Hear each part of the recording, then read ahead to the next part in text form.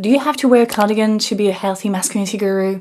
That's one of the questions we're gonna ask ourselves today. This video is not about cardigan, but I had to find something to start the video. In this video, we're going to have a look at gender norms, the politicization of clothing, masculinity, toxic and healthy, all that good stuff. But before we start, maybe it'd be good to define the terms so that we're on the same page, okay? Toxic masculinity.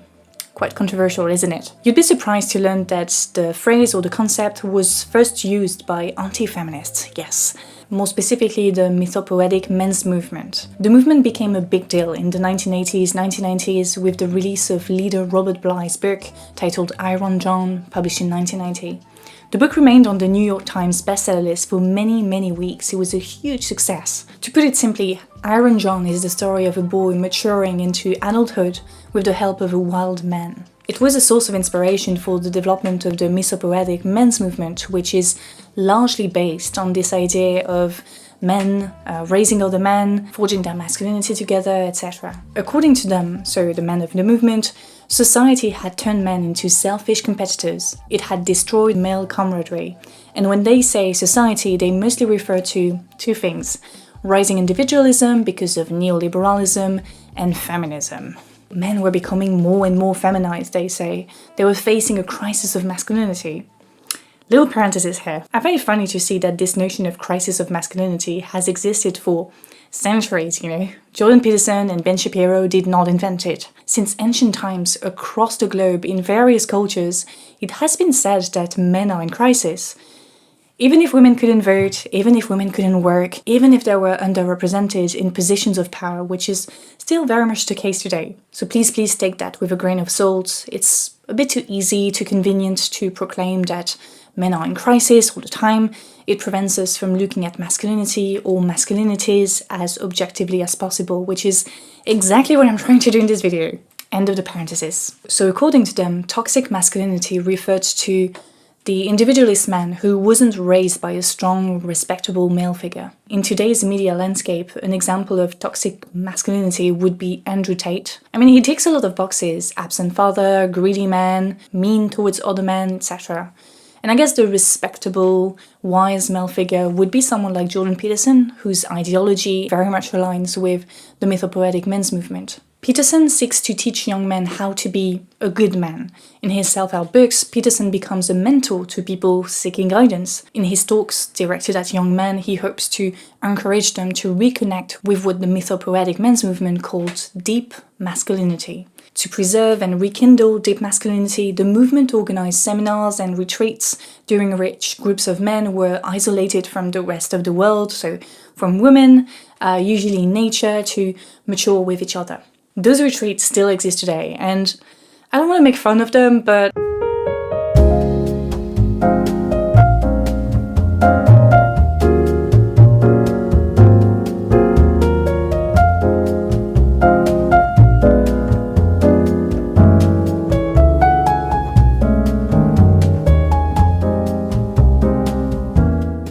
one of those organizations' programs is called the Man Can Project. It seeks to create new warriors, as you can see on screen.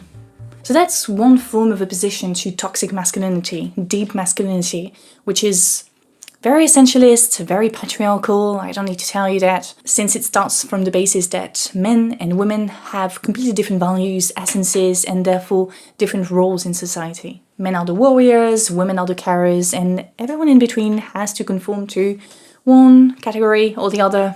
Another form of opposition that is becoming more and more popular is the concept of healthy masculinity. This is the topic of this video. You did an Instagram story on your Instagram page asking your followers about positive masculinity gurus, some examples. Number one, Pedro Pascal, who I think a lot of people agree on. Keanu Reeves, of course, everybody loves Keanu Reeves. Ali Esem, who is a friend of mine. He's an Egyptian actor. Okay.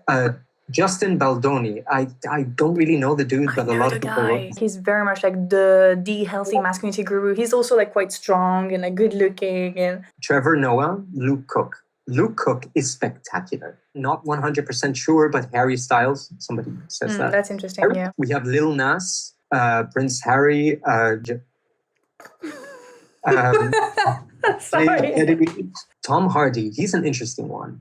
I think he does embody positive masculinity. I've heard a lot of things that he says, that he said about masculinity in general. It's interesting to see how the perception of what is a respectable man changes with time, and there is no better way to see that than through TV ads. My mom often tells me that now men in TV ads also do the laundry, they also take care of the baby, they also cook, they are all feminists.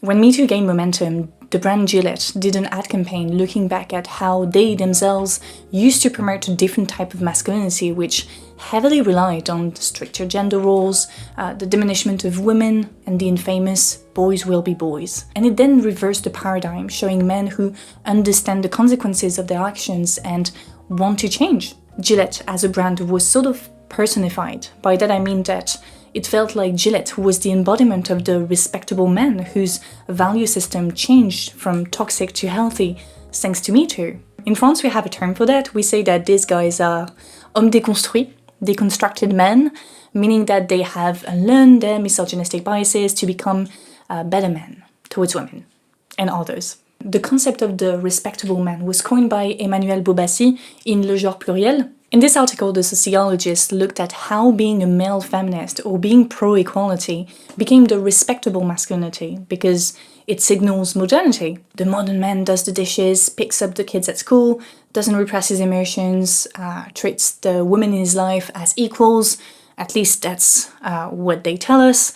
In fact, one thing that is consistent in most of the research on masculinities, is that it is not because one model is hegemonic, meaning dominant, respectable, that it is the reality for all men. Let me explain what I mean by that.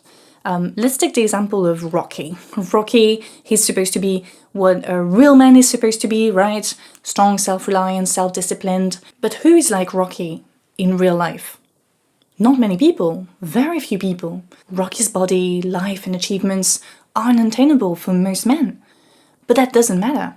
What matters is that you continue to believe that Rocky is the alpha male and that in order to be a man, you have to get closer to that ideal and potentially put down other men who are also trying to get to that ideal. When a guy says that another guy is a pussy, well, that's exactly that. It's the exact same thing as when bosses use strike breakers, so average workers to stop a strike. And then while the workers fight against each other, the boss looks from above and remains untouched.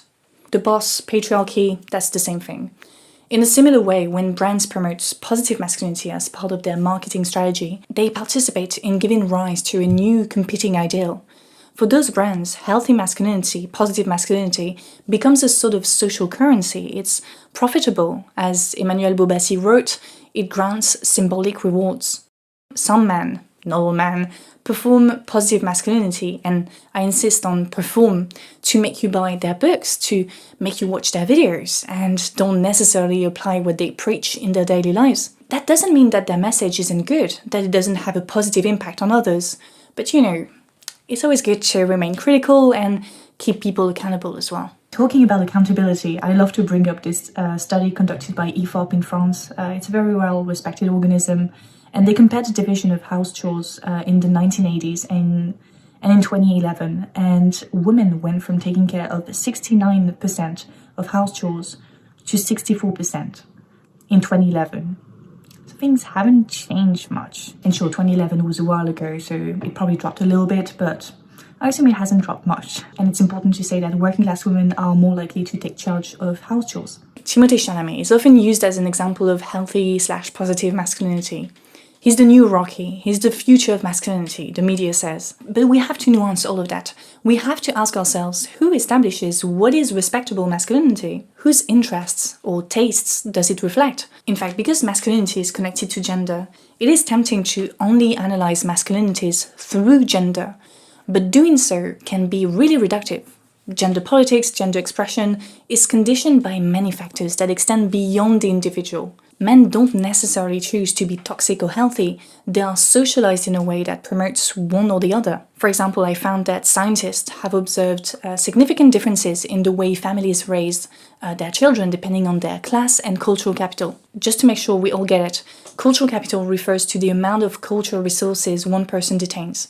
Maybe you have read a lot of books, maybe you have a master's degree, a PhD, maybe you know how to play an instrument, All those things will increase your cultural capital. In working class families, therefore families where cultural capital tends to be low, gender differences between boys and girls are accentuated. The toys, the clothes, parents' behavior are very gendered. Whereas in families where the cultural capital is high, so usually liberal families, the hipsters, the bobos, as we say in France, those differences aren't as strong. All those factors have consequences on the way boys and teenagers forge their masculinity. It is not surprising that male feminist allies are mostly educated, liberal and middle class, because they are more likely to have grown up in a household that has an egalitarian ethos. And it is not surprising that Andrew Tate's fans are young, conservative, working class to middle class men, because they are more likely to have grown up in households where gender roles were strict and gender expression more constrained. One more class racial aspect to take into account is that those who are dispossessed, diminished on a daily basis, can turn towards the few people below them to treat them the same way they are treated by the dominant class. In Double Jeopardy, To Be Black and Female, a very important text in the history of intersectionality, Frances M. Bill wrote that to be a black woman is to be a slave of a slave.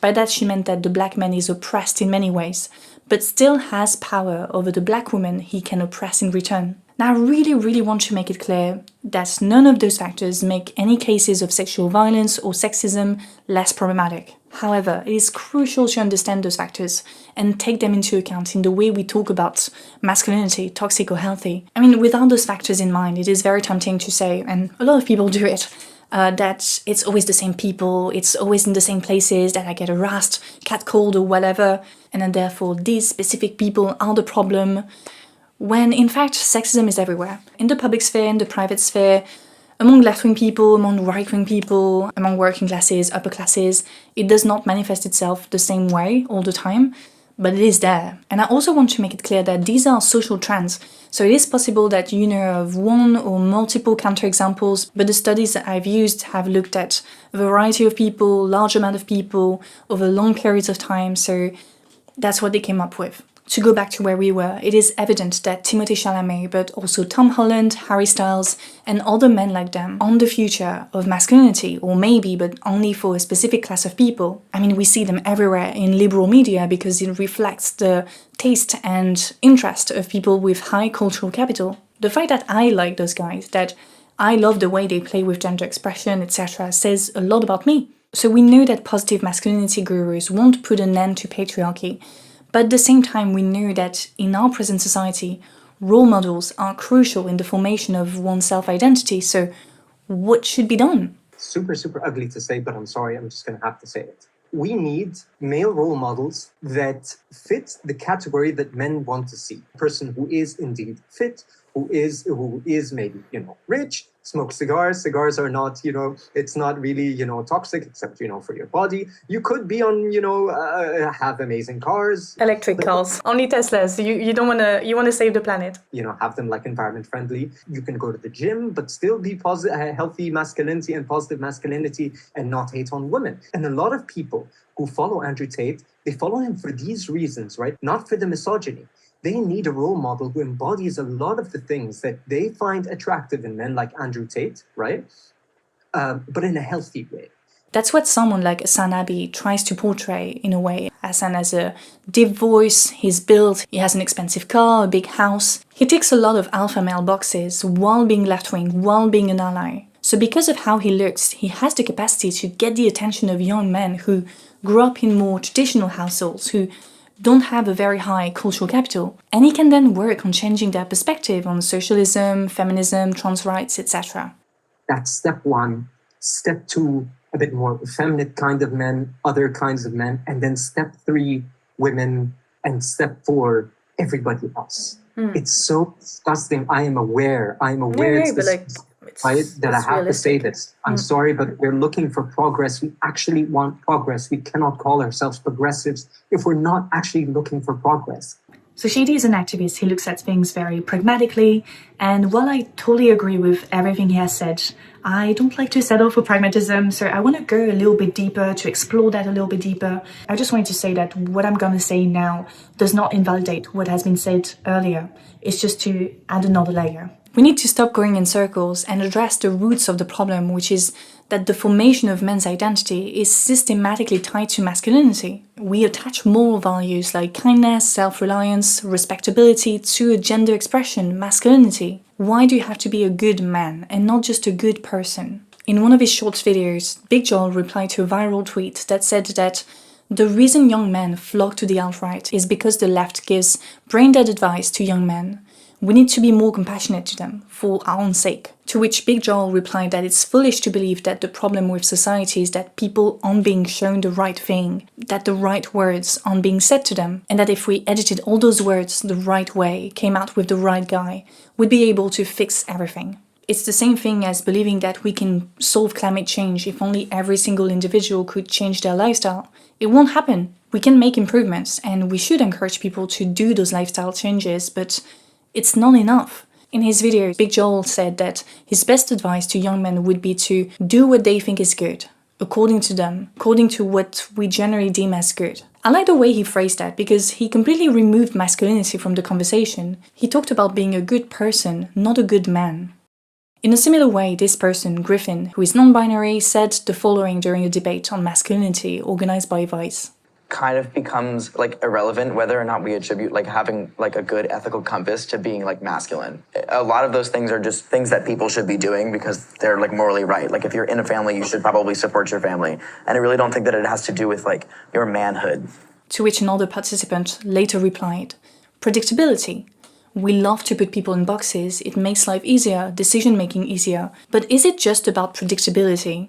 Who invented those boxes in the first place and why? In his work on the history of sexuality, philosopher Michel Foucault got interested in that topic. He understood that the imposition of certain sexualities, of certain gender expressions, gender roles by religious institutions haven't always been the norm, isn't the norm everywhere. But he concluded that it made sense to want to regulate sexuality and gender expression in societies that sought to better control their population and eventually expand it, which is exactly what colonial powers hoped to do, and did, at home and abroad. So the promotion of heteronormativity, which includes heterosexuality as well as the gender binary, gender roles, is a great way to make sure that we have a bunch of self-reliant families that can make babies, that can then become soldiers, workers, all ensuring the preservation of a nation. But at what cost? How many lives have been erased, damaged because of the existence of such boxes? The answer is too many. It's ridiculous, to be honest. In the case of masculinity, toxic or positive, we continue to see how unrealistic and sometimes ridiculous those rigid boxes are. In a video he did in response to Sneaker, Noah Samson mentioned something that was quite interesting, namely that Sneaker put all leftist soy boys, as he called them, in one picture as a warning sign, you know. And it's true that when you look at it quickly, yeah, you have some people with long hair, some look a bit chubby, but among them you also have guys who lift on a regular basis, who are very fresh and fit, just like what is expected from a real rocking man. Andrew Tate said that he would rather have sex with a 10 out of 10 Megan Fox-like transgender woman than a female Hulk Hogan. And just generally speaking, I've seen a lot of people commenting on the fact that he often looks like an older gay guy. And actually, Sneaker himself said once that he had watched his girlfriend having sex with another guy, which is fine if everybody was okay with that, but that's not something that is very alpha male, according to this guy's standards. Finally, last example, I want to go back to that Vice video I showed you earlier. Just to give you a bit more context, they invited a few men with different perspectives on masculinity, what it means to be a man. This guy introduced himself. He said that he was a married father who worked in the military, and you know, it'd be easy to assume that given the way he looks, given what he does and where he comes from, he's probably gonna say a lot of problematic things. But wow, this guy had great takes. The thing that I see is a lot of deconstructing generational trauma. The be a man, boys don't cry, you know, this, that, and the other thing. And I think that's actually one of the reasons why we see it as a crisis, because we're actually trying to redefine what it means to be a man, and none of us have any idea because we're just out here trying to be whoever we are. That's right. It was impressive to see where he came from and where he is now, and that's a real source of inspiration. He didn't change much from the outside, but changed so much from within. So you see the urge to attach the physical display or absence of masculinity to a set of moral values does not make sense because there are so many counterexamples, even among those who are strong advocates for this or that type of masculinity. As another participant said, the box has gotten so small for just being, say, straight, just being a hetero, right? Because if you do anything, women judge you. What do you mean anything? If I dance a certain way, or if I wear my hair a certain way, if I dress a certain way, they go, real men don't do that. Real men don't do that. it is true that many people choose to take the risk to challenge gender norms in public, and it's amazing that they do that, and we should celebrate more, like seriously. Go and follow Elevate Menon, they're impressive. But the majority of people still refuse to step out of the box because it's too scary, because whether it's online or in real life, someone is waiting for them to do that, to call them a pussy, to say they're gay. So to conclude, I'm quite skeptical with this concept of healthy masculinity or positive masculinity because I think it continues to attribute more values to a gender expression. It becomes yet another box. I understand that it is convenient to use it as a point of reference, as a way to facilitate comparisons or conversations. I use it myself, but I don't see much value in it in the context of the fight against patriarchy. I believe that the existence of a spectrum from toxic to healthy masculinity too often centers on looks. It perpetuates this thing where aesthetics, looks come first and values come second. I like the way this person looks, I find them cool, and I want to be like them, therefore I want to think like them and do the same thing as them. But that's really fragile because it means that the belief in a certain value system, in our case gender equality, feminism, mostly depends on the liking of one person. Sure, many men who were drawn to feminist values because they liked Hassan Abi or Timothée Chalamet continue to do the work to strengthen their new value system, but not all men. Many just perform what seems to be cool, respectable at a given time. And if feminism isn't cool anymore, then they'll quickly shift back to another value system, one that can be anti-feminist. So wouldn't it be better if we ditched all the boxes, all the masculinity labels, all the masculinity role models, and just focused on being good human beings? Us as men, we have to be taught to feel. We have to be taught to feel because we cannot listen to others, anybody else, if we are taught that confidence is number one. But how are you going to empathize if you're taught not to cry, if you're taught not to feel, and if you're not taught to express, that we're only taught to be angry or to be happy? But yeah, dismantling the patriarchy and dismantling misogyny and gender roles in general is going to teach us how to feel. And you cannot listen to others actually, properly, if you can't feel, if you can't actually lower that confidence and lower that ego that we believe and we are taught is what embodies a man, what makes you actually a man, to make the decisions. Most men make decisions not out of listening to others, not out of empathy. If you look at wars and if you look at every single thing that we have, that we suffer from, it comes from overconfident men, overconfidence. And there is nothing about overconfidence that does not correlate with what we are taught is a man, and the patriarchy and the gender roles and the definition of what we call a man. That's it for today. Thank you so much for watching. I hope you enjoyed it. As always, the conversation continues in the comment section. Don't forget to like, to subscribe, if it's not done already. I would like to thank my Patreons for their support, and I would like to say a special thank to top tier Patreons: Corey G, Tristan, Patricia, Marcelo, Christopher, Ian, Donage, Alex, Ren, Sam, Manuel, Dakota, Jay, Carla, Perry, and Benjamin. Other than that, I'll see you next week, and yeah, salut! Okay, so we're doing a video on positive masculinity, and all you do is just cosplaying Andrew Tate toxic masculinity just because you want to try to get them. No, I'm getting the things that they like from Andrew Tate. Look, I'm your friend.